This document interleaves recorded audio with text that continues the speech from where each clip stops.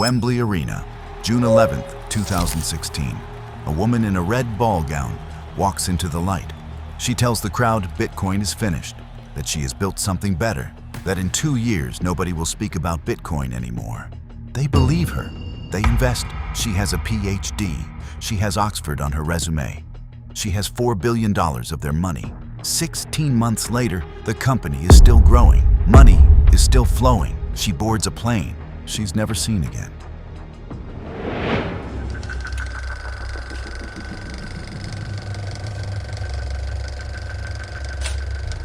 Ruja Ignatova grew up poor. Her family was Romani, her father an engineer, her mother a nursery school teacher. They left Bulgaria in 1990 when the Iron Curtain fell, crammed into a small apartment in Schramberg, Germany. She was 10 years old. She skipped a grade. Her teacher described her as the smartest student he had ever taught. Her classmates found her arrogant. She did not care. She earned a PhD in private international law from the University of Constance, then a master's from Oxford, then a consultancy at McKinsey. By her early 30s, she had built exactly the life that was supposed to be impossible for a girl from a Romani family in a small German town. It was not enough. In 2012, she was convicted of fraud in Germany, a company acquisition scheme connected to her father. A suspended sentence. 14 months she never served. She filed it away. She had already seen what a credential could do. A title could open a room. A stage could fill it. A story told with enough conviction could make people hand over everything they had. She did not believe in cryptocurrency. She believed in belief.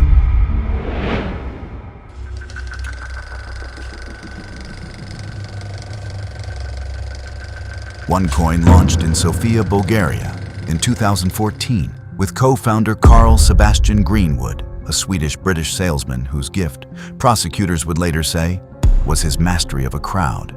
Investors bought packages from starter to tycoon trader, each promising 5-fold to 10-fold returns. Word spread through multi-level marketing networks across 175 countries.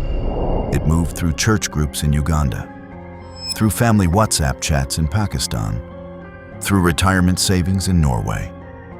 OneCoin claimed to have a digital ledger recording every transaction. It did not. Behind the flashy interface, the billion-dollar cryptocurrency was nothing more than an Excel spreadsheet and an SQL database. They weren't mining blocks. They were typing numbers into a cell. Here is the single problem that made OneCoin impossible.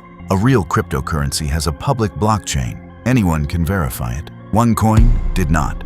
There was nothing to verify.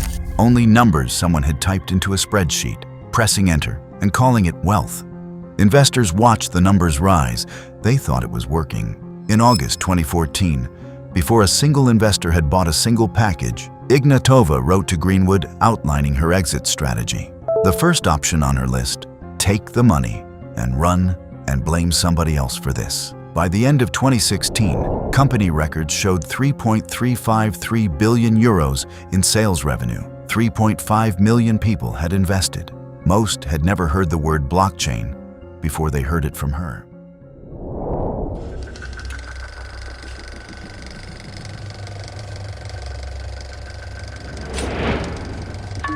The first mistake was the exchange.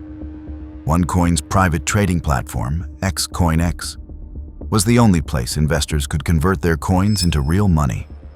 In January 2017, OneCoin shut it down. No explanation.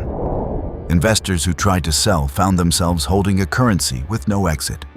Forums filled with questions, then with accusations, then with the word that travels fastest in any financial scheme: scam.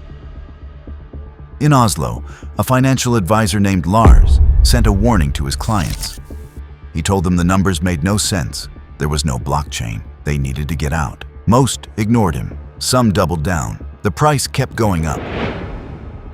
The second mistake was the regulators. By 2016, authorities across Europe began issuing warnings. Norway, Hungary, Croatia, Sweden, Italy. Ignatova responded the only way she knew: bigger stages, louder promises. Regulators don't need a crowd. They just need time. The third mistake was the boyfriend. She suspected him of infidelity. She bugged his apartment to catch him cheating. She caught the FBI instead. She heard him describing her empire to federal agents. The federal warrant for her arrest had been issued on October 12, 2017. She had 13 days to disappear. She used every second. There were no mistakes left to make. If this story is making you see something you didn't see before, subscribe. Because what comes next is the part of this case most coverage never reaches. 13 days. Long enough to pack, long enough to move money, long enough to make sure nobody knew which airport. She was scheduled to address OneCoin investors in Lisbon. She chose a different city.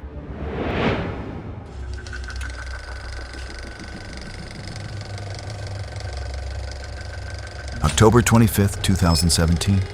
Sofia Airport, 7 a.m. Ruja Ignatova checks in for a Ryanair flight, not to Lisbon, to Athens. She boards. She lands. She walks out of Athens airport. No luggage, no security waiting. Nobody's there. She disappears. Her brother Konstantin takes the phone calls. He tells investors she is unwell. He tells them she will return. He takes over the company. He keeps taking money. In March 2019, the FBI arrests him at Los Angeles airport. He pleads guilty. He cooperates. He is released after 34 months. Greenwood is arrested in Koh Samui, Thailand, July 2018. He pleads guilty. September 2023, 20 years in federal prison, forfeiture of $300 million.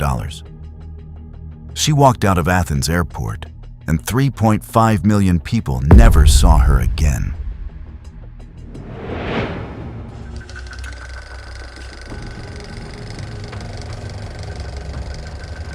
The case leaves one question behind. How did 3.5 million people hand $4 billion to a woman selling a coin that did not exist? The answer prosecutors give is greed and inexperience. The answer Ignatova gave, in speeches, in webinars, in a red ball gown at Wembley Arena, was something more seductive. She gave people who had never been invited to the financial system a reason to believe they had finally found the door. Some call her a genius. Others call her a predator who specifically targeted communities with the least access to financial regulation and the most to lose. Both are correct. Carl Greenwood called his investors idiots in private. Ignatova was more considered. She needed them to believe. She built something that only worked if they did. They did. And then she left. What remained was not a company. It was a crime scene.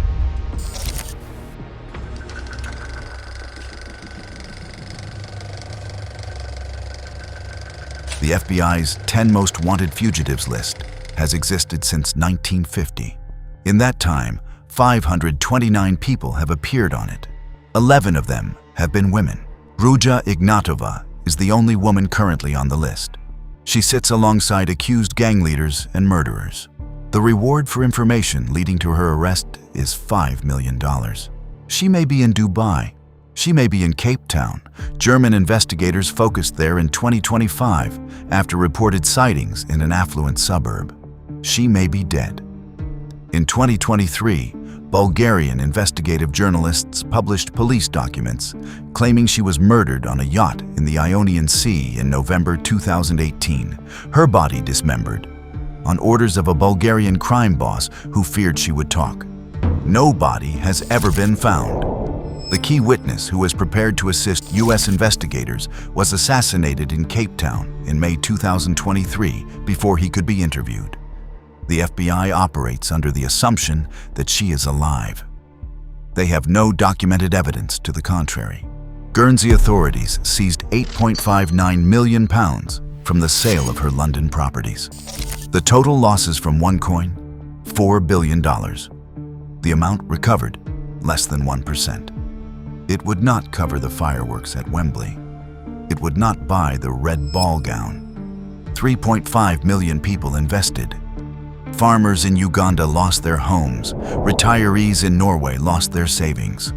A bank CEO in Kansas embezzled $47 million of his customers' money, trying to cover his OneCoin losses. He is serving 24 years. She is not on trial. She is not in hiding.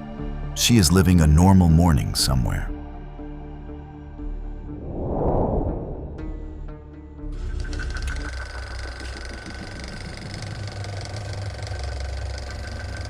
The regulators who could have stopped OneCoin issued warnings. The warnings were not enforced. The banking system that processed billions in wire transfers asked few questions. The platforms that hosted her events took their fees. No system failed dramatically. They all failed quietly, one small permission at a time, while 3.5 million people wired money to something that had never existed. In August 2014, 3 months after OneCoin was founded, Ignatova wrote to Greenwood with her exit plan. Option 1, take the money and run and blame somebody else for this. That email was not a contingency. It was the business model. She wrote the ending before she wrote anything else. The only thing she got wrong was how long it would take. The next story is not about one person. It is about one password, 8 characters, no numbers, no symbols, unchanged for 2 years. A contractor nobody had heard of logs in. A criminal group buys it on the dark web. They don't log out. 6 days later, petrol stations run dry from Florida to New York, and nobody stopped it.